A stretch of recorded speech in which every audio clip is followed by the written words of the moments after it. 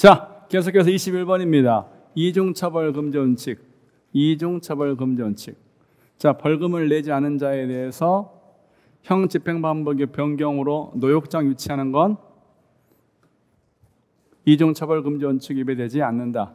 하지만 노역장 유치의 경우에 항제 노역의 문제점이 있기 때문에 금액에 따른 최저 한도를 정하게 하는 것은 합리적 이유가 있다.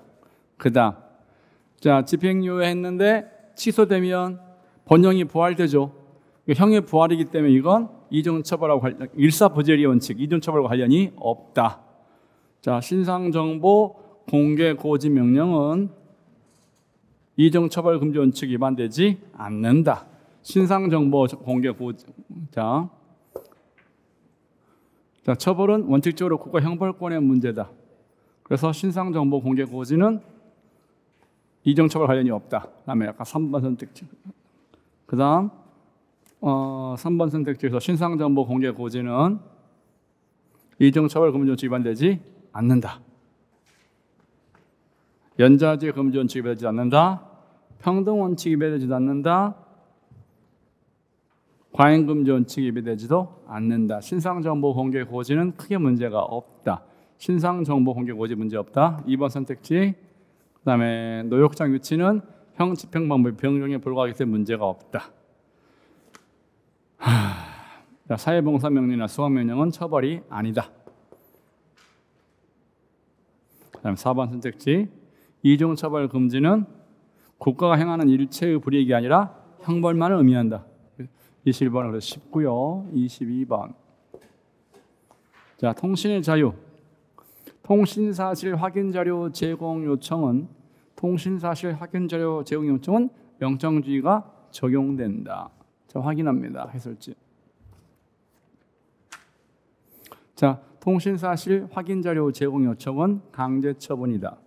강제처분이기 때문에 영장주의가 적용되고 현재 이 통신사실 확인자료에 대한 제공 요청 경우에 허가를 받게 하고 있는 것은 법원의 통지를 받고 있는 것은 영장주의에 위배되지 않는다.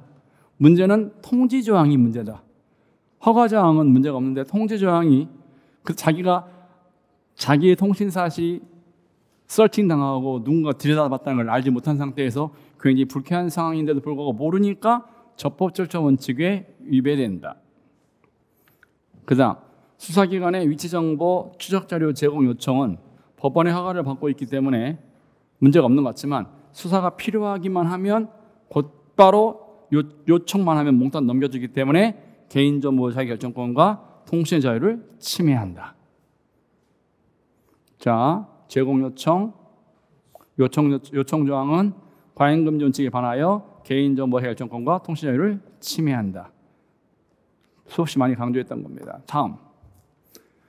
자, 감청은 현재 ING인 경우만 감청이죠. 이미 끝나버리면 별도의 압수영장 또는 수색영장이 필요합니다. 현재 감청은 현재 ING여야 됩니다. 이미 끝나버리면 포함되지 않습니다. 그 다음, 인터넷 해선 감청은 압수수색과 구별되죠. 당연히 다른 겁니다. 해선 감청은 압수수색과 다른 겁니다. ING이기 때문에 감청이죠. 끝나버리면 압수수색이기 때문에 구별된다.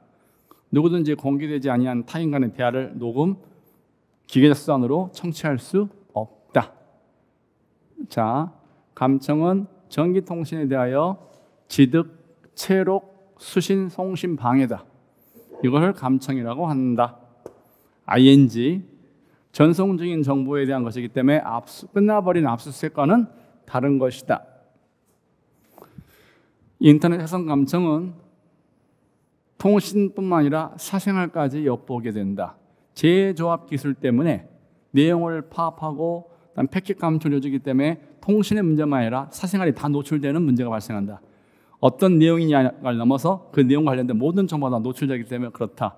그래서 침해를 최소화하기 위한 제도 조치를 갖춰야 함에도 불구하고 갖추지 않았기 때문에 문제다. 목수 체균에 문제가 있다.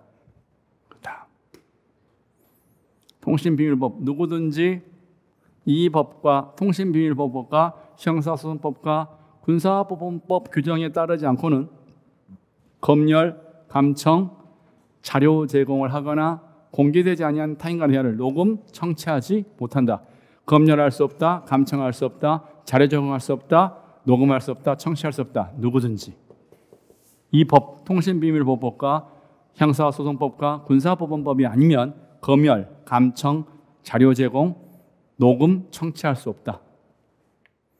자, 23번입니다. 청원법. 자, 청원기관의 장은 청원이 감사 수사와 관련되면 처리하지 아니할 수 있다. 자, 조문 봅시다. 자, 청원 처리 예외사항이죠. 군사기밀, 공무상 비밀, 감사 수사 재판, 불복 절차, 구조 절차가 진행 중, 수사 진행 중, 구조 절차 진행 중이면 청원 처리를 예외로 할 수 있다. 청원 처리를 예외로 할 수 있다. 수사 사항이면 불복 절차나 구조 절차가 있으면 예외로 할 수 있다. 그다음 공개 청원을 접수한 청원기관장은 15일 이내에 청원 심의에 심의를 걸고 아까 했었죠 이거? 청원인에게 결정하고 결과 알려줘야 한다. 그다음 15일 아까 설명했던 거고 15일 30일 자 15일 그다음에 공개 결정되고 30일부터 결정 날도 30일 동안 국민 의견을 청취한다. 15일 30일 자 청원기관의 장은 청원 접수한 때부터 며칠 이내 90일 이내에 알려줘야 한다. 처리 결과를 며칠 이내 90일 석 달 내에 청원 결과를 알려줘야 한다. 공개 청원의 경우는 온라인 청원 시스템에서 공개한다. 90일입니다. 90일. 그래서 지금 요 3번 선택지가 틀린 이유는 60일로 되지 며칠을 바꾼다? 90일. 청원 답변은 90일입니다. 90일. 그래서 틀렸어요. 좀 악랄한 출제죠. 내가 두 번째 부분이 좀 문제가 조금 산만하다고. 90일입니다. 그 다음 청원은 문서로 해야 한다. 청원은 문서로 한다. 이때 전자문서도 가능하다. 주소, 고소, 서명한 문서, 전자문서로도 가능하다. 뭐 아주 당연한 거고. 90일, 15일, 30일, 90일, 15일, 30일, 90일 기록했으면 좋겠습니다.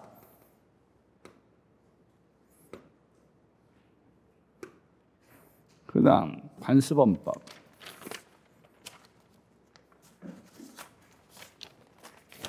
자, 관습원법. 국민에 의하여 유효한 헌법 규범으로 인정되는 동안에만 존속한다. 국민이 인정해야만 관습원법입니다. 국민이 인정해야만. 그 다음 헌법전에 상반되는 법규범을 집어넣으면 폐지되게 되겠죠. 수도가 서울이라는 걸 헌법에서 수도가 부산으로 바꾸면 관습원법은 깨지는 겁니다. 그 다음 국민은 성문헌법 제정 개정에 직접 참여하죠. 그 다음 헌법 사항에 대해서도 간섭 형태로도 얼마든지 참여할 수 있죠.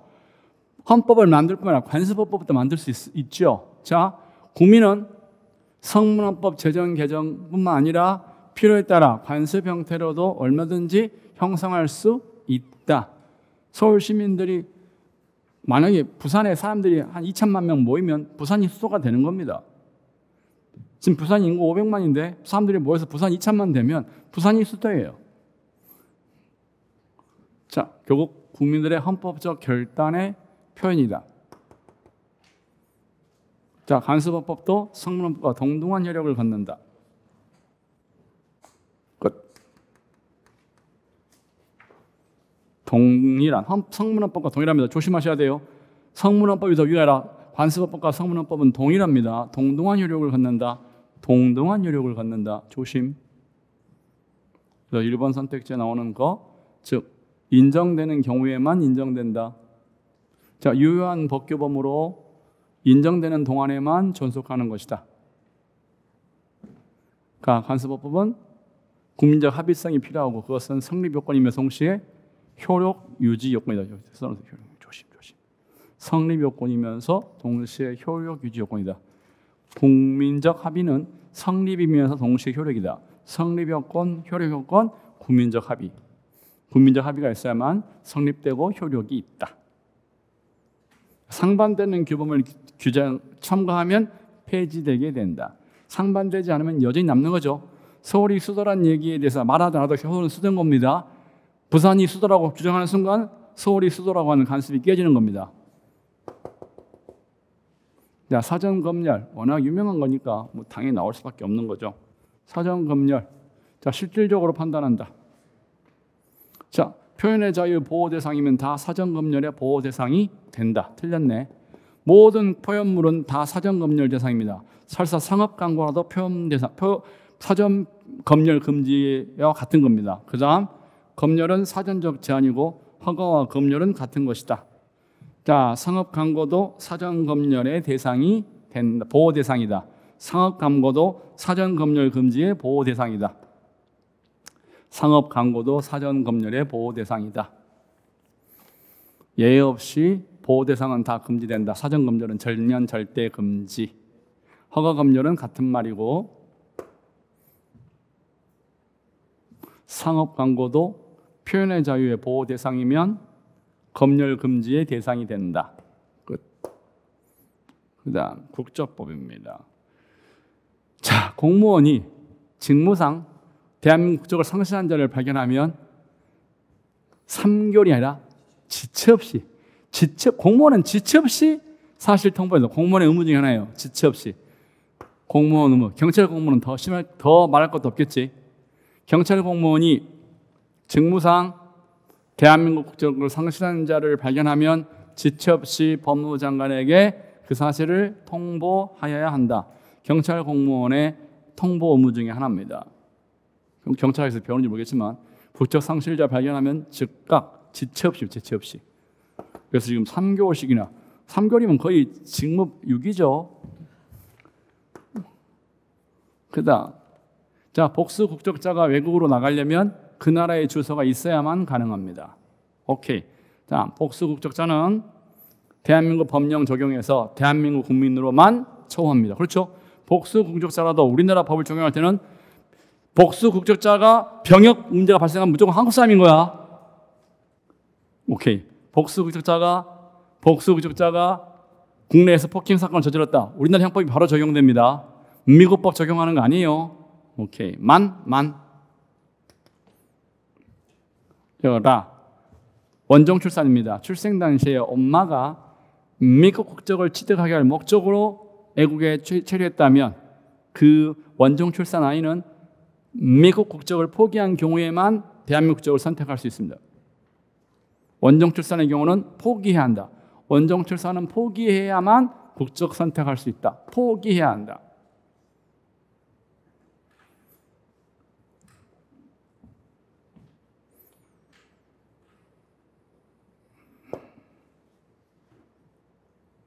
자, 이거죠. 출생 당시에 엄마가 외국 국적을 취득할 목적으로 외국에 체류 중이어서 그래서 아이를 가져서 아이를 낳았다면 뭐한 경우만 포기해야만. 서약 안 됩니다. 출제 포인트는 서약이 되지 않는다. 외국 국적을 사용하지 않겠다는 서약 안 되고 오로지 뭐만 가능하다? 포기를 해야만 국적 선택할 수 있다. 자, 27번 과잉금지 원칙. 자, 이거 좀 어려운 말이 있으니까 설명하겠습니다. 자, 금융회사 임직원은 공무원만큼 가중처벌되죠. 금융회사 임직원은 특가법상 책임이 세집니다. 하지만 이건 과잉금지 원칙에 위배되지 않습니다. 비례 원칙에 위배되지 않습니다. 직무 관련 수재하면 금융기관, 금융회사 임직원은 가중처벌합니다. 물론 공무원보다 더 많이 하진 않아요. 공무원만큼 가중처벌되는 건 당연한 겁니다. 위배되지 않는다. 자, 이게 무슨 말인지 모를까 봐. 개정 권리. 자, 이해하기 쉽게. 자, 내가 변호사인데 내 사건을 의뢰하신 분이 부동산을 놓고 어떤 사람하고 갈등을 빚고 있어요. 근데 나한테 사건을 의뢰하신 분이 소송하다가 지쳤어. 아, 정말 힘들다고 이제 그만 소송하고 싶다고. 그때 변호사인 내가 사장님, 제가 그 빌딩 사겠습니다 하면 된다 안 된다? 안 된다는 거지.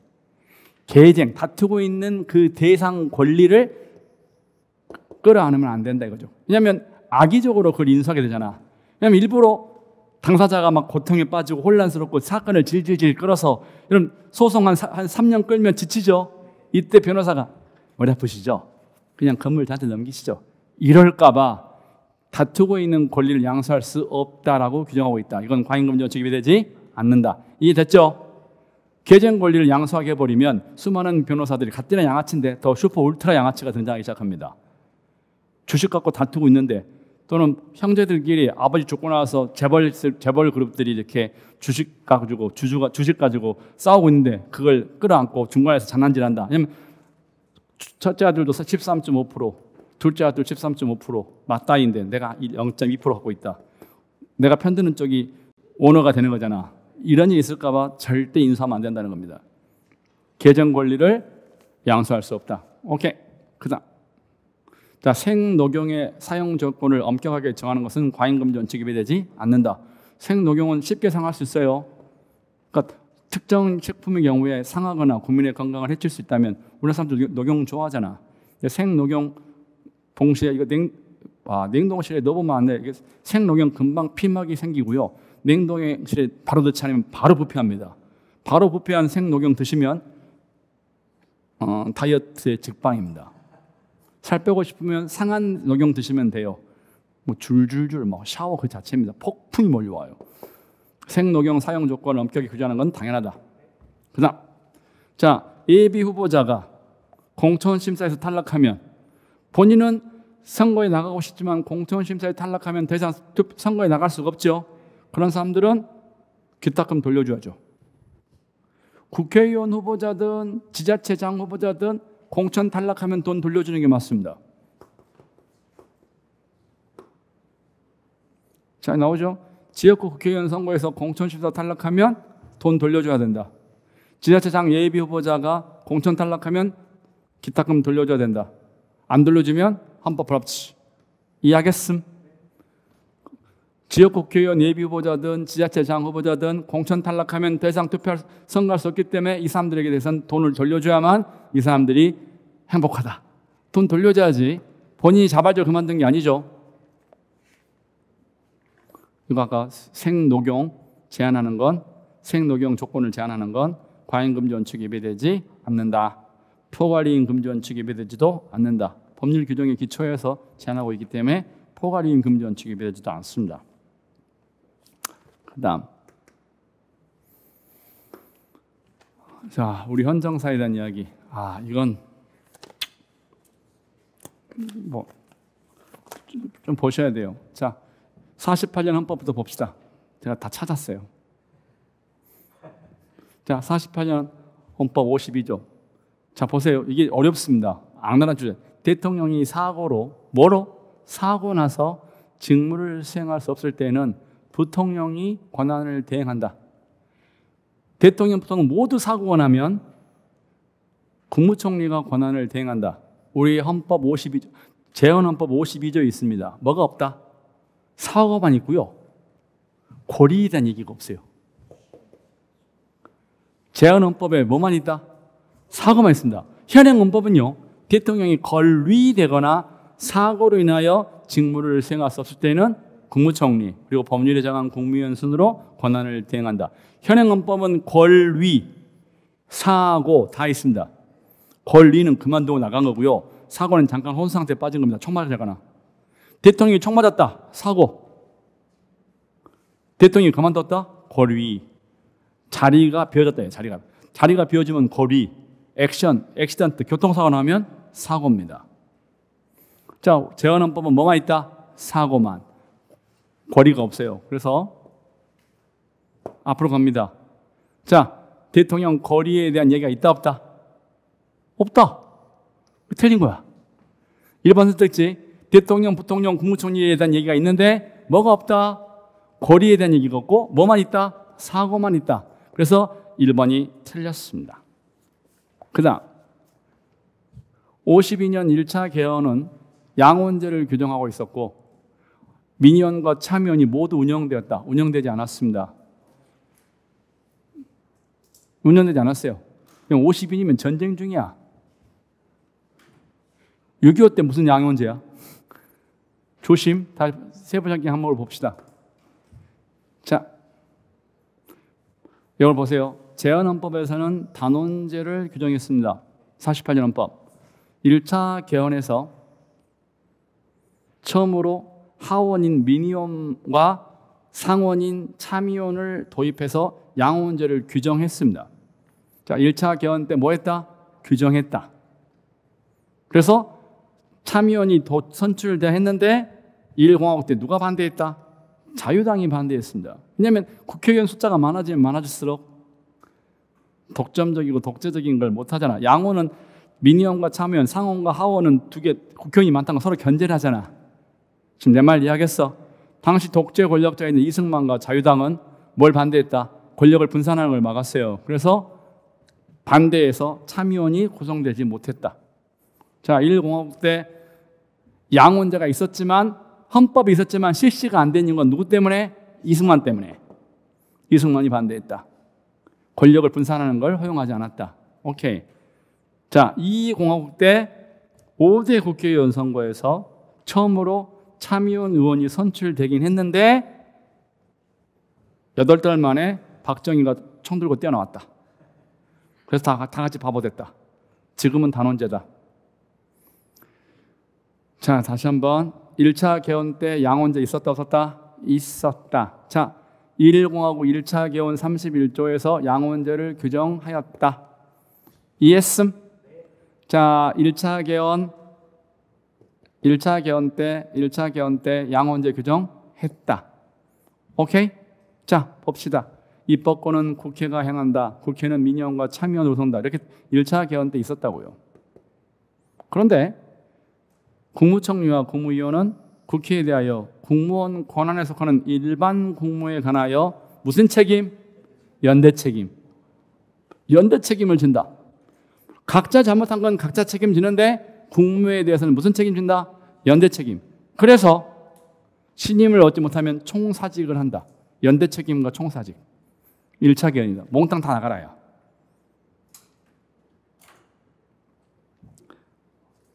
자, 1차 개헌 때 양원제 있었지만 운영되지는 않았다. 오케이? 무슨 책임? 연대 책임.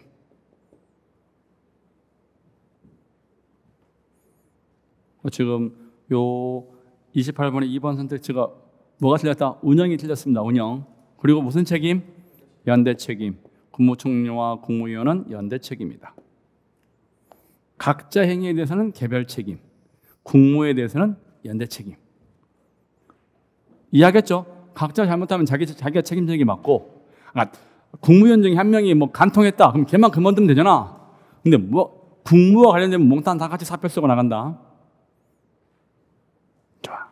그 다음 3번 봅시다. 이게 좀 어려워요. 3번. 사실 이게 출제자가 만점 못 맞게 하려고 28번을 던진 겁니다. 다 맞아버릴까 봐 다 맞은 걸 안 보려고 악랄한 출제를 한 거죠. 이거 어떻게 맞춰요? 그 다음 3번. 이건 중요하지.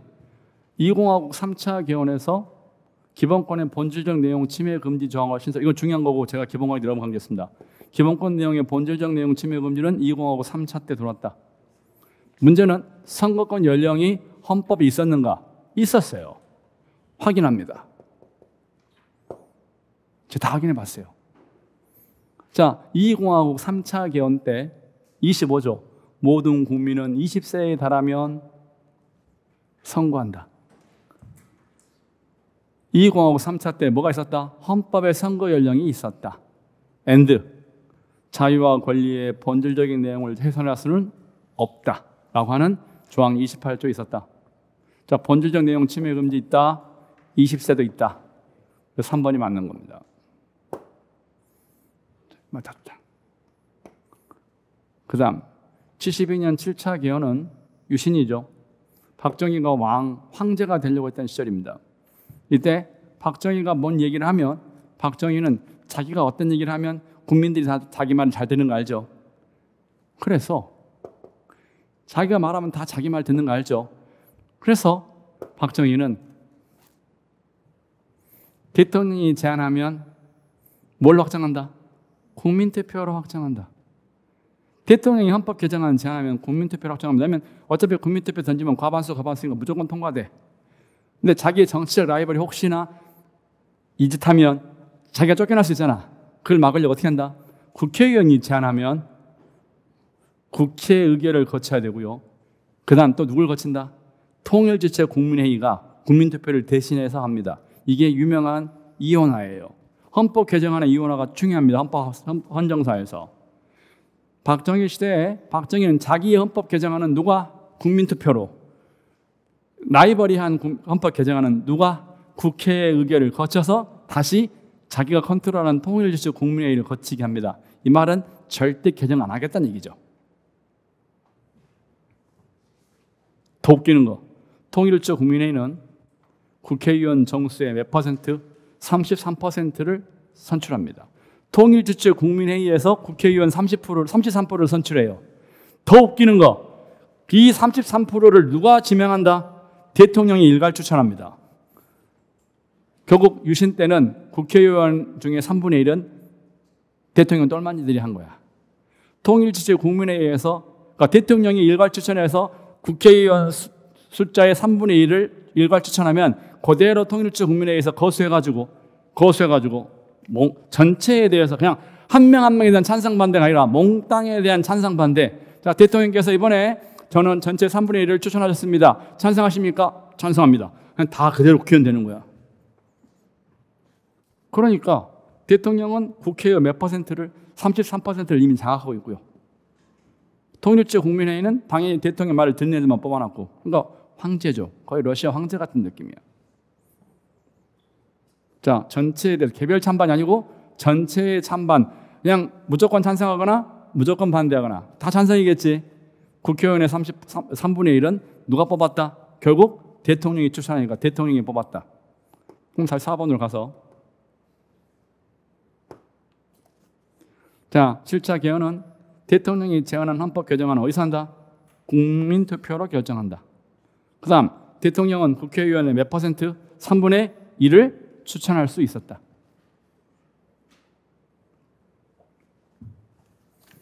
사실상 헌정사는 따로 한 번 정도 정리할 필요가 있죠. 이거 백그라운드를 이해하지 못하면 절대 맞출 수가 없으니까 대신 이것만큼, 자, 유신 때 통일지체 국민회의에서 3분의 1의 국회의원을 선출했다. 근데 그 명단을 누가 추천했다? 대통령이 일괄 추천해서 일괄적으로 찬성 반대만 결정할 뿐이었다. 결국 대통령은 3분의 1을 결정할 수 있었다. 그러니까 자기가 3분의 1을 추천하죠. 국회의원 중에 3분의 1은 자기 똘마니들이야. 어느 국회의원 하나가 야무지게 헌법 개정안을 내밀었다. 일단 어디서 걸린다? 국회에서 걸리고요. 설령 국회를 통과했더라도 다시 어디서 걸린다? 통일지체 국민회의에서 또 걸립니다. 영원히 헌법 못 바꿔요. 그러니까 총 맞았죠. 자, 전혀 테러를 마련하지 않고 밀어붙이면 당이 반발할 수밖에 없는 겁니다. 개인적인 감정이 있는 게 아니라 역사가 얘기해줘요. 어떤 상황에 대해서 대화의 여지나 회복의 여지를 둬야만 반발하지 않지. 다 막아놓고 자기 마음대로 하니까 당이 총질하지. 되게 위험한 발언인데? 저 누구를 싫어하거나 그러지 않습니다. 다 좋아합니다. 저는. 나 대구 산다 그랬지? 자. 그 다음 29번 영장주의. 영장주의의 설명으로 적절하지 않은 것은, 자, 검사는 검찰청법의 검사만을 지칭하지 않는다. 공수처법의 검사도 있어요. 특별검사도 있어요. 자, 영장 신청하는 검사는 공수처법 검사도 있고 특별검사도 있고 검찰청법 검사도 있습니다. 이게 많이 틀렸어요. 그 다음 선관위 직원들이 깽판 쳤을 때, 특히 선거범죄 했을 때 자료 제출 요구하는 것은 영장주의의 적용 대상이 아니죠. 협력 의무입니다. 선관위 직원들은 선거범죄의 피의자가 됐을 때 뭐 해라? 자료 제출해라 라고 요구하는 건 강제 처분이 아니라 영장주의 적용되지 않고 협력 의무, 협조 의무다. 자료 제출 요구는 행정조사의 성격을 띠고 협력이기 때문에 영장주의 적용되지 않는다. 그리고 과잉금지 원칙이 위배되지도 않는다. 일행자를 침해하지도 않는다. 자, 체포영장 가지고 체포하는 과정에서 타인의 주거를 수색하려면 뭐가 필요하다? 영장이 있으면 좋은데 영장이 없을 때는 체포영장 가지고 타인의 집을 들어갈 수 있는 거야. 그럼 개연성과 긴급성 두 가지 모두 요구되죠. 개연성만 가지고 들어가면 영장주의에 위반된다. 개연성만 가지고 들어가면 영장주의 위반된다. 맞죠? 자료 제출 요구는 영장주의 위반되지 않는 적용이 안 된다. 자, 이 4번 별표. 어차피 형사법 할 건데 피의자를 긴급 체포한 경우에 사후 체포영장을 청구하도록 규정하지 않고 피의자를 구속하고자 할 때에만 48시간 이내에 구속영장을 청구하게 돼 있죠. 구속 안 할 때 어떻게 해요? 그냥 석방해 주면 되죠. 48시간 이내에 구속할 때만 48시간 이내에 영장을 청구하잖아. 그러니까 47시간 35분 만에 집에 가라. 집에 가라. 라고 할 수 있다. 오케이. 47시간 35분 40분 만에 고성했습니다. 개인적 감정 같은 건 없습니다. 이런 식으로. 그래. 그렇게 하더라도 문제 있다 없다? 없다. 그 얘기하는 겁니다. 4번 선택지는. 다시 돌아와서 3번 선택지 개연성과 긴급성이 있어야만 영장주의에 위반되지 않는다. 개연성과 긴급성이 있어야만 영장주의에 위반되지 않는다. 개연성과 긴급성에 대한 이야기할 때 명확성 원칙 위반되지 않는다. 명확성은 당연히 위반되지 않죠. 주거, 소명, 개연성, 소재 이런 말 모를 리가 없잖아. 자, 계속 구금할 필요가 없었을 때 긴급 체포 후에 계속 구금할 필요가 없으면 48시간 이내에 석방해주면 된다. 근데 석방하는 경우까지도 수사기관이 반드시 체포영장을 발부하게 한다면 이건 너무 비효율적이다. 풀어줄 때는 그냥 풀어주면 된다. 끝. 자, 30번입니다.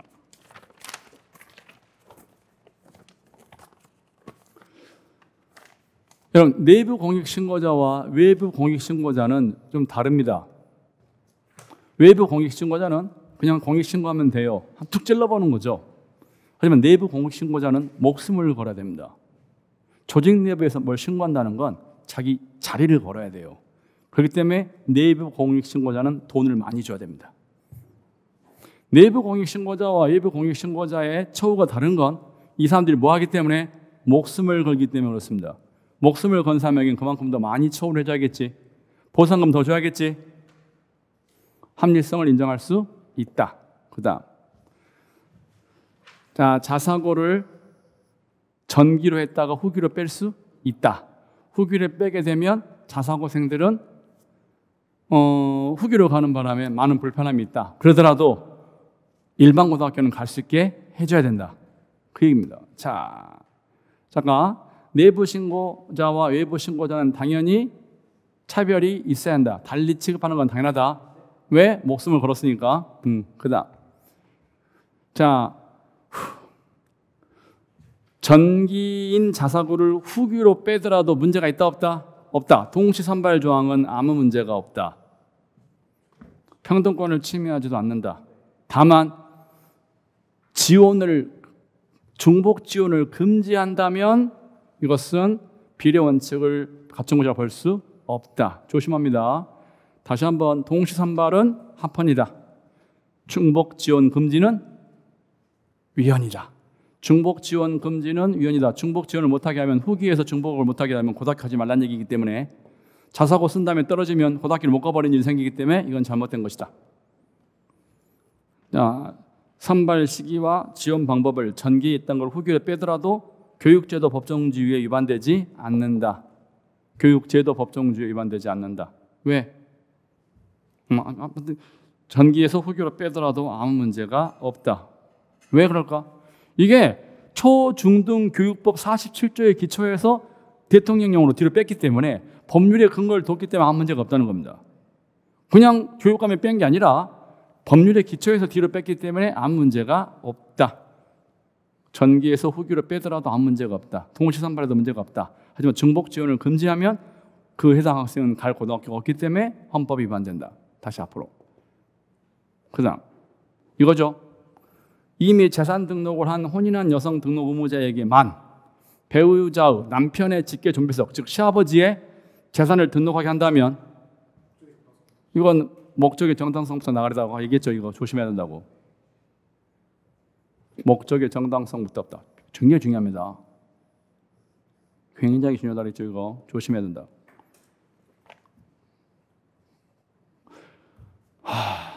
그 다음 4번.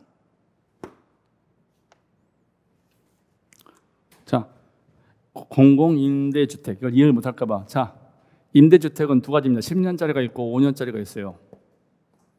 자, 10년짜리가 있고 5년짜리가 있습니다. 자, 10년 산 다음에 분양으로 전환하고 5년 살다가 분양으로 전환합니다.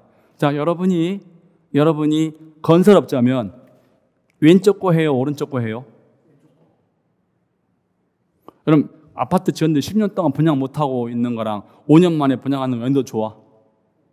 이게 더 좋은 거지. 아파트 건설업자 입장에서는 10년 뒤 분양이 좋아? 5년 뒤 분양이 좋아? 5년 뒤 분양이 좋은 거잖아. 자, 그러면 10년 분양, 5년 분양, 약간 저마다 생각이 좀 다를 수 있겠지. 하지만 두 개가 조건이 똑같다면 업자 입장에서는 짱구를 굴리기 시작하죠. 기준이 다르지 않고 똑같다면 굳이 이런 일을 하겠죠. 지금 제 말 뜻 이해하셨어요? 무슨 얘기인지. 10년 뒤 분양과 5년 뒤 분양은 분명히 가격차가 엄청 큰 차이가 나죠. 그러니까 자, 보십시다. 임대 의무 기간 10년인 공공임대주택과 임대 의무 기간이 5년인 공공건설 임대주택의 분양 전환 가격은 당연히 같아야 한다, 달라야 한다? 달라야 한다. 당연히 달라야 한다. 같아버리면 업자들이 당연히 다른 생각을 한다. 오케이?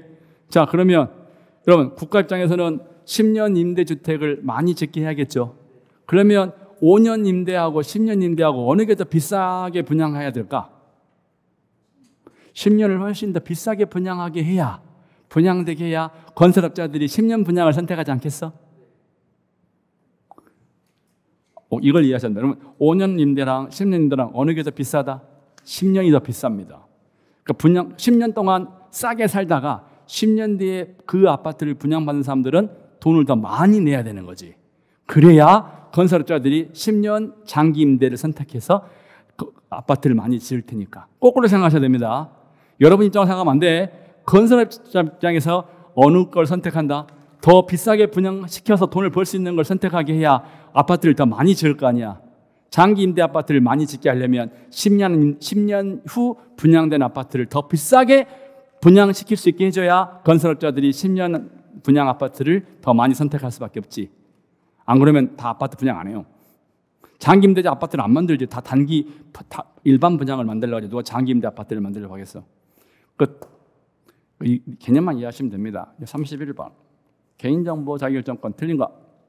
자, 가정폭력 가해자가 직계혈적이기만 하면 무조건 발급받을 수 있게 한다면 기본권 침해한다. 맞죠? 때리는 아버지는 못 열어보게 해야 된다. 자, 2번이 별표. 보안관찰 대상자가 출소 후 신고, 7일 이내에 신고하는 건 합헌. 하지만 변동사항이 생길 때마다 계속 7일 만에 신고하게 하는 것은 불합치. 너무 가혹하죠? 출소 후 7일 이내에 신고하는 건 아무 문제 없습니다. 하지만 변동할 때마다 신고하면 무기한의 신고 의무를 부담해야 돼서 변동 신고 조항 의무는 너무 기본권을 침해해서 헌법 불합치. 주의사항, 포괄 이행 금지 원칙에 위배되는 것은 아니다. 뭐의 문제다? 과잉 금지 원칙의 문제다. 조심합니다. 이거 속으면 안 돼. 변동 신고 조항, 변동 신고 의무 조항은 문제가 있다. 하지만 그건 과잉금 지나치기 때문에 무기한이기 때문에 문제인 거지. 이게 포괄 이행 금지 원칙 위배는 아닙니다. 오케이. 그다음, 자, 카메라 등 이용 촬영죄. 자, 도착 엘리베이터에서 뭐 여기저기서 막 남의 엉덩이 사진 찍는 사람들은 또라이죠. 이 사람들은 등록 대상 하게 하는 건 당연하죠. 하지만 20년씩 관리하니까 문제지. 등록 대상자가 되게 하는 건 문제가 없습니다. 20년씩 보존하니까 문제지 등록시키는 것 자체는 아무 문제가 없다. 등록장은 문제 없다. 관리 조항이 문제다. 20년은 너무 길다. 일률적 20년은 너무 지나치다. 자, 이거 4번 선택지 조심. 자, 소년범에서 법원에서 불처분 결정을 하고 소년 부송치 사건에 대하여 삭제나 보존 기간에 대해서 수사 경력 자료에 대해서 아무런 규정을 두지 않는다면 이것은 침해한다. 야, 수사 경력 자료를 보존할 필요가 있다고 하더라도 모든 소년부 송치 사건에 대해서 일률적으로 그 아이가 소년이 죽을 때까지 70년, 80년씩 보존할 필요가 있다 없다? 너무 지나치다. 헌법부럽지. 소년 불송치 사건이면 어렸을 때 16살, 17살, 18살 때 쳐놨을 때 하폭하고 칼질했는데 주먹질했는데 그 사건 기록부를 70년, 80년씩 보존하는 건 너무 지나치다. 수사 경력 자료 삭제 및 보존 기간을 두지 않고 있다면 이것은 지나치게, 그것도 무려 언제까지? 죽을 때까지 보존하는 것은 16살 때 잘못한 걸 70년 보존해서 86세까지 보관하는 건 너무 지나치게 과하다. 다음, 양심의 자유. 자, 채무자에게 강제 집행 재산 목록을 명시하게 하는 건 양심의 자유를 침해하지 않는다. 민사재판법상 재산 명시하게 하는 게 무슨 양심의 자유를 침해하겠어요? 찝찝하긴 하겠지만 양심의 자유의 보호 대상이 아니다. 재산 목록 공개는 양심의 문제가 아니라 그냥 사실관계입니다. 재산이, 너 빚졌지? 빚 갚아야 되지? 네. 재산 있으면 빨리 공개해봐. 그게 무슨 양심이냐고. 팩트지. 그 다음, 양심적 병역 거부자에 대해서 형벌, 양심적 병역 거부자의 처벌 조항은 합헌이다. 침해하지 않는다. 그 다음, 의료기관에게 환자의 진료비 관련 소득공제 증빙서류를 모두 제출하게 한다면 의사 입장에서는 양심의 자유가 제한돼요. 하기 싫은 걸 해야 되고 불편합니다. 왜냐하면 의료 관련 모든 정보를 제공함으로써 의사들의 양심의 자유를 분명히 제한해요. 이 별표. 양심의 자유랑 관련이 있습니다. 하기 싫은 걸 하게 하면서 의사들의 양심의 자유를 제한해요.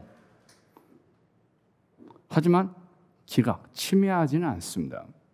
양심의 자유도 제한하고 개인정보 자기결정권도 제한하고 직업수행의 자유도 제한합니다. 의사들에게 소득공제 증빙서류를 국세청에 내게 하면 개인정보, 직업수행, 양심을 제한하지만 기각입니다. 양심.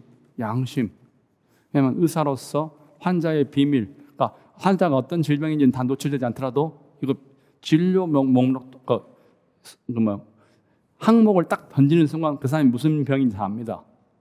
그러니까 어떤 환자가 3년, 5년, 10년째 계속 비뇨기과를 다닌다. 그 사람 무슨 병이겠어? 에이즈입니다. 이해해서 무슨 얘기인지. 특정 질병으로 계속 서류를 내게 되면 그 사람은 오케이. 이해하죠? 또는 여기 부인과에서 어떤 여자분이 계속 장기간에 걸친 젊은 여자분이 집중적인 치료를 받는다. 그럼 난임이거나 불임이야. 아니면 항목 자체가 시험관 이식이나 나팔관 이런 걸 하게 되면 항목이 쫙 나오죠. 그러면 다 노출되기 때문에 양심의 자유, 말하기 싫은 의사의 입장에서의 의무 불이행에 대하여 간접적이고 사실적인 압력이 들어오기 때문에 하기 싫은 걸 강제하기 때문에 양심의 자유를 제한하는 부분이 분명히 있다. 하지만 침해되지는 않는다. 그다음 마지막 대체복무제도는 병역 종류 조항은 양심의 자유를 침해한다. 헌법불합치. 너무 명백하게 답이 시험이 쉬웠어요. 이건 새로운 패턴이 보이긴 하는데 문제는 쉽습니다. 그다음 119조 사회적 시장경제 질서. 조심할 게 몇 가지 있어요. 지문이. 이 문제 자체는 되게 잘 만들었는데, 자, 헌법상 경제 질서에 관한 일반 조항이다. 맞습니다. 일반 조항이죠. 하지만 기본권 도출되지는 않는다. 틀렸습니다. 119조 1항도 있고 2항도 있으니까 각각 일반 조항이 될 수 있죠. 그 다음, 이게 중요합니다. 사적 거래에 대해서 규제할 때는 사후적 제재를 해야죠. 이게 문제가 됐을 때만. 사전적 제재하면 안 됩니다. 하지 말란 얘기잖아. 사전적 제재는 거래하지 말란 얘기지. 다시 한번, 사적 거래를 함에 있어서 사전적 제재, 일반적 제재의 방식을 택한다는 건 거래하지 말아야. 하지만 사후적 제재는 문제가 되는 거래에 대해서만 규제하는 겁니다. 어떤 투자에 대해서 처음부터 하지 마라. 공산주의죠. 투자는 해라. 다만 안전보장 질서유지 공공복리 위반될 때는 규제하겠다. 사후적. 앞뒤가 바뀌었습니다. 이거 2번 선택 조심해야 됩니다. 기본적으로 무슨 방식을 택해야 된다? 사후적 규제 방식을 택해야 거래의 자유가 최대한 보장되죠. 일단 거래하고 문제가 되면 규제하겠다 해야지. 처음부터 하지 마 그러면 위축되어 버리잖아요. 그 다음, 국가 목표이면서 개인의 기본권을 제한하는 국가행위가 정당화되는 규범이죠. 국가행위가 정당화된다.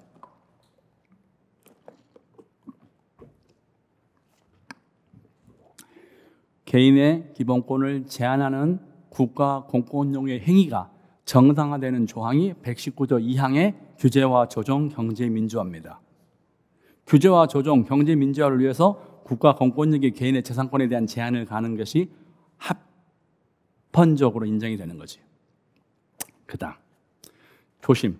무조건 누진세를 반드시 적용해야 되는 거 아니다. 착각하면 안 돼요. 누진세는 좋은 제도지만 반드시 누진세를 적용해야 되는 것은 아니다. 누진세를 반드시 적용해야 되는 것은 아니다. 입법자의 선택이다. 세금 제도에서 어떤 세율을 적용할 것인가는 누구 맘이다? 입법자 맘입니다. 입법자 맘. 반드시 누진세를 적용해야 되는 것은 아니다. 단순 비례과세해도 된다. 입법자의 선택이다. 모든 세금을 반드시 누진세로 해야 되는 것은 아니다. 34번 재산권입니다. 상공회의소의 의결권은 상공회의소 그들의 의결권이고 그들의 재산 결정이기 때문에 이게 분파로 나눠지는 게 아니죠. 그러니까 상공회의소 의결권은 재산권이 될 수가 없습니다. 그러니까 상공회의소의 재산은 상공회의소 그들만의 고유한 재산이지 반환받을 수 있는 게 아니다. 그러므로 재산권이 아니다. 자, 국민연금법상 죽은 사람에게 일시금 나오는 거, 사망 일시금. 죽은 사람한테 죽었다. 그래서 장례식 치르라고 일시금 나오는 건 이건 재산권이 될 수가 없죠. 자, 사망 일시금은 사망에 쓰여야 되는 비용을 처리하라고 장제금, 부조금으로 주는 거야. 주금. 사망 일시금은 부조금이다. 그러면 재산권이 아니다. 국민연금에서 사망 일시금을 주는 건 뭐다? 부조금이에요. 부조금. 부조금.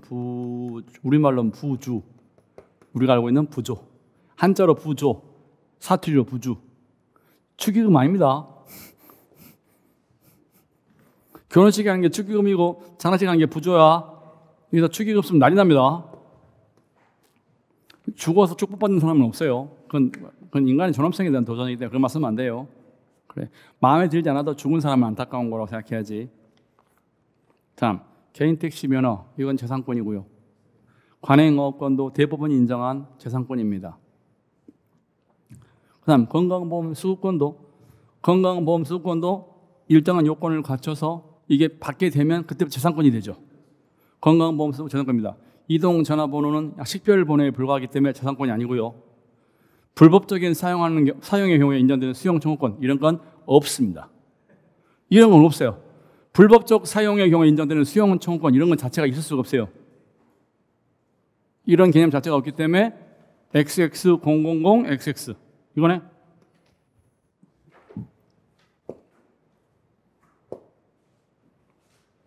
사망 일시금은 부조금이다. 큰일 날 뻔. 부조금이다.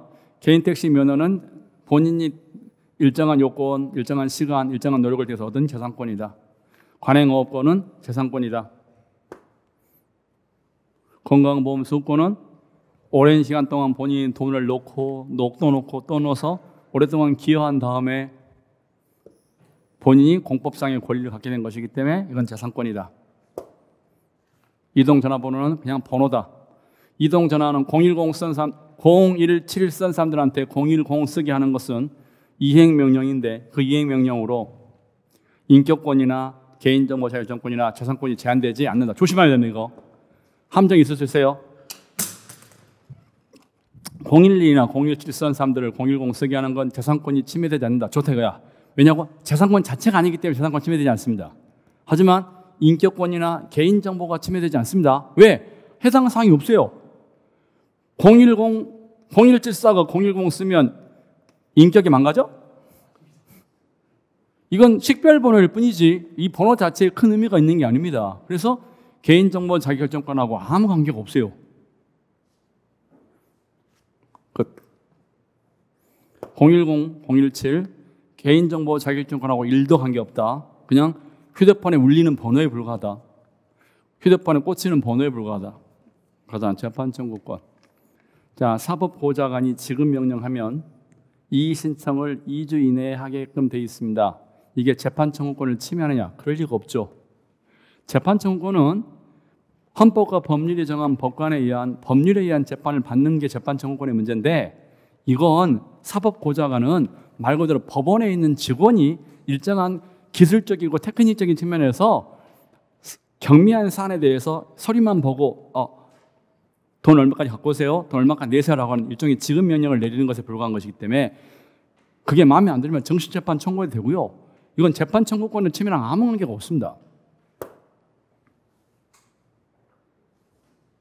자, 헌법과 법률에 의한 재판은 그런 문제가 아니라 입법자가 법원의 수많은 업무 중에서 다투는 게 아니고 그냥 업무적인 프로세스에 불과한 것이라면 법관은 아니지만 업무를 담당할 능력이 있는 법원 사무관한테 업무를 처리하게 하는 건 이건 재판 청구권을 침해하는 게 아니다. 쟁송성이 있으면 안 돼. 원고와 피고의 문제가 있으면 안 되고 그냥 업무를 처리하는 과정에서 이행명령, 지급명령 같은 경우는 이미 확정 판결 난 상태에서 지급명령을 내린다든지 아니면 단순한 업무 처리 과정에서 돈 내게 하는 건 이건 재판하고 아무 관계가 없죠. 오히려 법관이 모두 담당하는 것보다 사법 서비스의 질이 오히려 올라가니까 더 좋은 거겠죠. 쟁송성이 없는 건 법원 사무관이 하는 게 더 맞습니다. 그다음 특허 관련 문제는 빨리 끝내야 되기 때문에 30일 이내에 하게 한다. 특허 관련은 서류로 다 업무가 처리되기 때문에 굳이 안 가도 돼요. 특허 관련돼서 특허가 있네 없네, 특허 인정 안 인정, 어떤 서류에 대해서 특허권이 있다 없다에 대한 판정이 나왔을 때 30일이면 충분합니다. 송달 받은 날 30일이면 전혀 문제가 되지 않아요. 아무 문제가 없다. 그 다음 재심이 나왔을 때 재심 사유를 안 날로부터 30일 이내에 하는 건 아무 문제가 없다. 그 다음 즉시항고 3일은 너무 짧다. 3번 선택지 잠깐 보면요. 자 봅시다. 국가배상사건 확정 판결에 대하여 헌법재판소가 위헌 결정을 해서 이제 다시 재심해소를 제기하게 됐을 때 이때 30일 이내로 제한하게 하는 것은 입법 정책의 문제다. 30일은. 그리고 이 30일은 제책기간도 아니고 불변기간이다. 그러니까 불변기간의 말은 뭐냐면 초안이 가능한 기간입니다. 그러니까 무조건 30일 만에 끝나는 게 아니라 본인의 책임이 없는 사유로 어떤 일을 못하게 되면 30일 플러스 알파로 보완을 해줘요. 그러니까 어려운 말이긴 하지만 여러분 민사소법 안 배우니까 그쪽 무조건 30일이면 끝나는 게 아니라 본인의 잘못이 없이 30일이 됐을 때는 플러스 알파로 더 기간을 주기 때문에 30일이 너무 가혹하거나 짧은 기간은 아니다. 곤란하게 너무 짧은 기간이 아니다. 국가배상 재심 제기 교과배상 사건 재심 제기 기간을 30일 이내로 하고 있는 것은 이게 불변기간이어서 30일 플러스 알파로 얼마 늘어날 수 있기 때문에 지나치게 짧지 않다. 3일이면 짧지만 30일이면 괜찮다. 즉시항고는 3일은 너무 짧다. 모두 이제 다 뭘로 바뀌었다? 다 7일로 바뀌었다. 그러니까 왜냐하면 민사소송 쪽이 다 민사집행이나 행정소송이나 형사소송이 다 일주일이기 때문에 형사도 이제 일주일로 바뀐 겁니다. 7일로. 자, 36번. 자, 가고사 문제. 이거 특수임무 수행 같은 경우, 자 여러 번 얘기하죠. 실미도 사건 같은 거, 실미도 특수임무 수행자는 101이나 707이나 3공수, 7공수, 5공수 이렇게 공수부대원들 특정 업종에 있는 사람들한테 특수임무의 지원을 받습니다. 약간 강압성이 있겠지만 본인이 알고 접근했고요. 다치면 죽을 수도 있고, 다치면 중요한 훈련하다 다칠 수도 있고 죽을 수도 있다는 걸 알고 들어왔습니다. 그러니까 정신적 충격을 받을 게 없어요. 이 사람들은 본인이 알고 들어왔기 때문에 보상금을 지급 동의했다면 재판소 항해가 맞습니다. 하지만 5.18 민주화 운동이라든지 이런 경우는 여러분 헬기에서 총알 날라올 것을 본인이 알고 들어간 게 아니잖아요. 이런 사람들은 예상을 못했죠. 예상을 못한 사람들이 총을 맞았을 때 팔이 떨어졌다. 팔 치료비, 운동을 못한 거, 일을 못하는 거잖아요. 일실보상. 그러니까 적극적 손해와 소극적 손해를 받는 건 당연한 거고, 예상하지 못했던 정신적 손해 부분은 모든 사람에게 다 정신적 손해금을 줄 수가 없죠. 멘탈이 튼튼한 사람은 이게 발생하지 않을 테니까. 근데 한 10년쯤 뒤에 갑자기 선풍기 소리만 보고도 본인이 흥분한다. 미쳐버리고 PTSD가 온다. 그럼 보상해줘야지. 예상하지 못했던 손해 부분은 도와주는 게 맞습니다. 그러니까 이것까지 안 주겠다고 몽땅 재판상 하에로 관조하면 국가배상 청구권을 침해합니다. 이해됐죠? 무슨 얘기인지. 이 부분은 5.18 같은 경우는 이 부분을 예상을 못했기 때문에 이 부분에 대한 추가적인 피해가 발생하면 주는 게 맞습니다. 그럼 교통사고도 마찬가지예요. 교통사고가 났는데 그때 당시는 못 썼는데 한 10년쯤 뒤에 빵빵거리는 크락션 소리만 들리면 사람이 미쳐버린다. 그러면 그 부분 정신적 손해배상 해줘야 됩니다. 물론 입증의 문제가 있긴 하지만 교통사고 경우도 예상하지 못했던 추구적인 정신적 손해가 발생하면 배상을 해줘요. 하물며 5.18 같은 경우는 당연히 해줘야죠. 그 다음 진실화해와 과거사 정리 기본법상 특별한 인권침해고 집단희생이잖아. 이런 경우는 기산점이 있는 게 맞아요. 언제 시작되고 언제 끝나는지. 단 시작점을 민법처럼 하면 안 되지. 다시 한번 과거사 정리를 위해서 집단희생 사건에 대해서 100년, 200년 동안 통과하면 안 되잖아. 그러니까 시효를 두는 게 맞지. 그럼 가령 제주도 4.3 항쟁 같은 경우에 사람들이 많이 죽었죠. 그러면 그 사람들도 손해배상이나 피해배상할 수 있는 어떤 권리를 줘야 될 거 아니야. 그 사람들이 100년, 200년 동안 행사하면 안 되잖아. 그러니까 기간을 주는 건 좋다. 하지만 기간을 언제부터 할 것이냐. 그 사건 발생한 날부터 해버리면 이선만 때 누가 그런 걸 청구할 수 있어요. 박정희 때 어떻게 빨갱이 소리 들릴 텐데. 언제부터? 모든 게 끝나고 민주화가 이루어진 날부터라든지 아니면 어떤 법률이 만들어진 날부터 해야 그게 합리적인 거잖아. 그 얘기죠. 무조건 민법상의 기간이 적용돼서는 안 된다. 3번. 자, 그러니까 기산점이 적용되는 건 합리적이다. 하지만 민법상의 객관적 기산점은 안 된다. 별도의 주관적 기산점이나 특별한 기산점이 적용돼야 진정한 의미의 보호가 가능하다. 정신적 손해에 대해서는 별도로 반드시 보상해줘야 된다. 특수임무자들은 알고 들었기 때문에 별도로 정신적 손해를 배상할 필요가 있다 없다? 없다. 그 다음 부마 민주항쟁은 30일 미만 구금자에 대해서는 별도로 보상금을 주지 않습니다. 그것은 평등권을 침해하지 않아요. 부마 민주항쟁의 경우에 일단 피해자가 많고요. 30일을 기준으로 두고 이걸 안 되는 사람들한테 별도의 추가적인 돈을 주지 않는 건 여러 가지 재정적인 문제도 있고 여러 가지 정치적 판단을 한 거죠. 이건 평등권을 침해하지 않습니다. 그래서 일정한 요건을 갖춘 사람들이 하나여 생활지원금을 주고 30일 미만자에 대해서 생활지원금을 주지 않는다고 해서 그게 평등권을 침해한다고 보지 않는다. 합리적인 이유가 있다. 그 다음 37번 명확성 원칙. 이건 형사법에서 나와야 되는 건데 이걸 왜 집어넣는지 모르겠는데 공중 밀집 장소 추행죄. 추행이 뭔지 다 안다. 판매 목적 소지 금지에서 유사 금복이 뭔지 다 안다.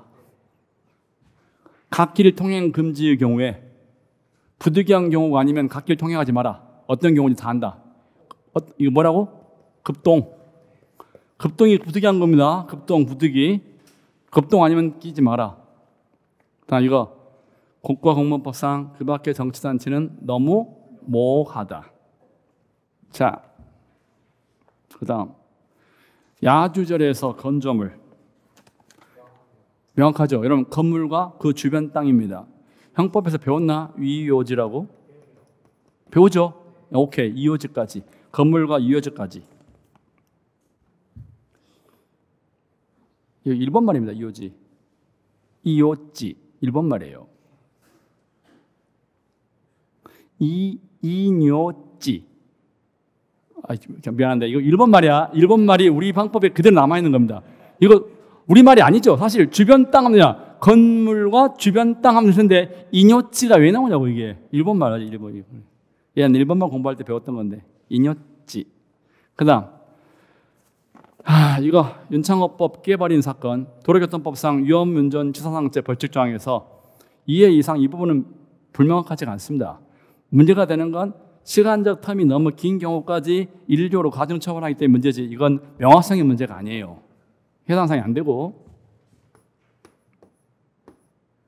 그 다음 이거 다량의 토사는 너무 모호하기 때문에 이걸로 처벌하면 안 됩니다. 위헌이죠. 결국 그 밖에 정치단체 위헌이고 다량의 토사가 위헌입니다.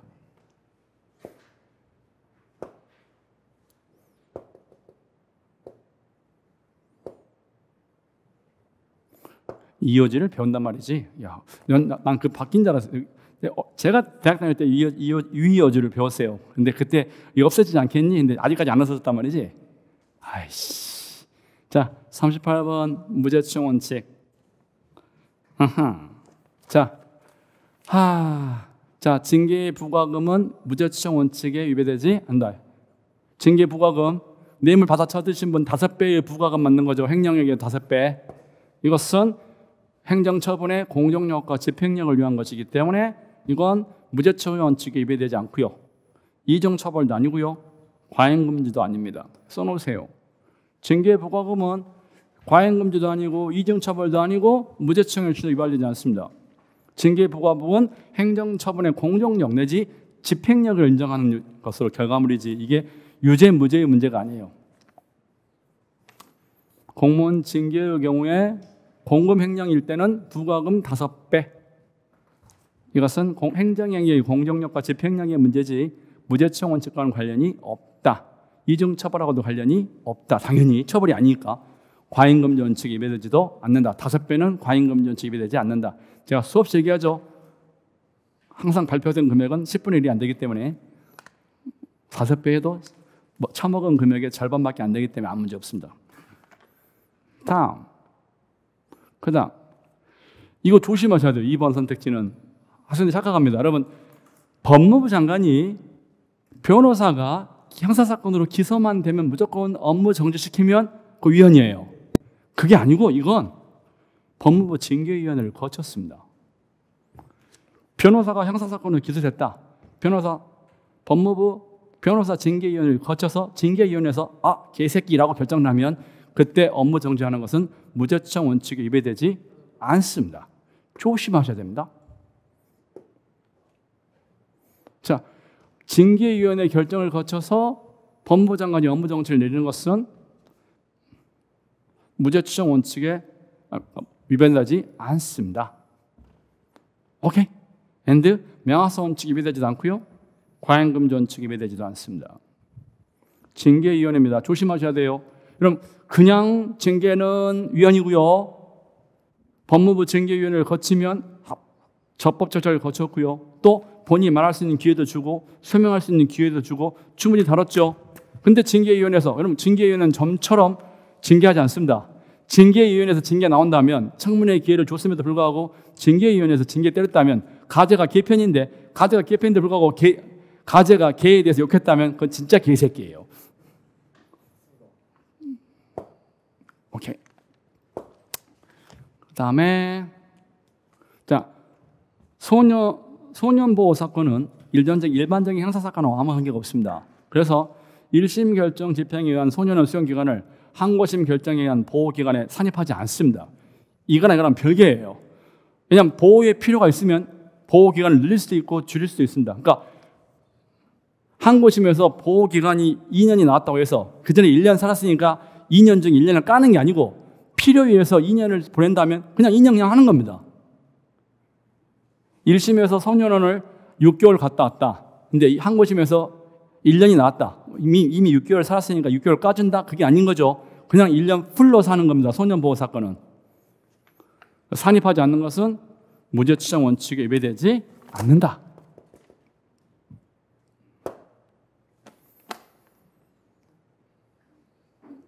일심 결정에 의한 소년은 수용 기간을 항고심 결정의 보호기간에 산입하지 않는 불산입은 기각. 이것은 무죄추정 원칙과 관련이 없다. 유죄 문제가 아니라 보호 필요가 있었을 때 가둬두는 겁니다. 오케이. 신체의 자유를 침해하지 않고요. 평등권도 침해하지 않습니다. 1심, 2심 소년원 보호 사건은 신체의 자유를 침해하지 않는다. 과잉금지 원칙이 위배되지 않는다는 얘기죠. 그리고 평등권도 침해하지 않는다. 그다음 4번이 사실은 주된 관심이죠. 조심. 수용자는 형사재판 출석할 때 사복 입어야 됩니다. 하지만 민사재판 당사자 갈 때는 제수복 입습니다. 끝. 형사재판이면 사복, 민사재판이면 제수복. 여기서 지금 민사재판 당사자의 경우는 사복 착용을 허용하는 조항을 준용하지 않더라도 아무 문제가 없다. 형사재판 피고 나갈 때는 반드시 사복 착용을 해야 된다. 민사재판 당사자 할 때는 꼭 사복을 입을 필요가 없이 그냥 제수복 입어도 된다. 자, 이건 헌법 전문은 대한 국민 5.18은 없다. 전통문화의 개선 발전은 구조에 있다. 끝.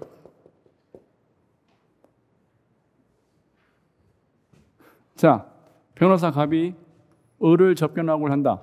근데 소송 계속 사실 설명 자료를 제출하지 못했다. 아직 변호인 선임계가 안 나온 거죠. 그럼 무슨 접견해야 된다? 일반 접견해야 된다. 일반 접견은 보통 접견보다 6분의 1밖에 안 되는 시간에 아주 불편한 접견을 해야 돼요. 그랬을 때 이런 경우는 변호인 선임계가 없다는 이유만으로 일반 접견을 해야 한다면 시간도 짧고 기회도 적다. 그래서 제대로 된 변호인 조력을 받을 수가 없다. 그렇기 때문에 이건 문제가 있다. 잘못됐다. 자, 일반 접견을 할 수밖에 없다. 변호사 접견에 6분의 1밖에 안 된다. 그래서 이것은 과잉금지 원칙에 위배된다. 중요한 건 어디서 브레이크 걸린다? 수에서 브레이크 걸립니다. 변호인 선임계를 내지 않았다고 해서 일반 접견을 하게 되면 수에서 걸립니다. 수에서. 이것만 조심하시면 됩니다. 그래서 이 문제에서 목적의 정당성 오케이, 수단의 적합성 나가리, 최소 침해성 나가리, 법의 균형성 나가리. 그래서 답이 2번인 거죠. 일반 접견하지 않고 변호사 접견하지 못하고 일반 접견하게 되면 수단의 적합성에서 나가리가 된다. 변호인 선임계를 내지 못했다고 해서 일반 접견하게 하면 수단의 적합성이 인정되지 않는다. 그게 답이 2번인 겁니다. 그러면 40번 문제는 새로운 출제 패턴이고 이렇게 나오면 결국 목수 체균에서 어디에 브레이크가 걸린지를 물어보겠다는 거잖아요. 그죠?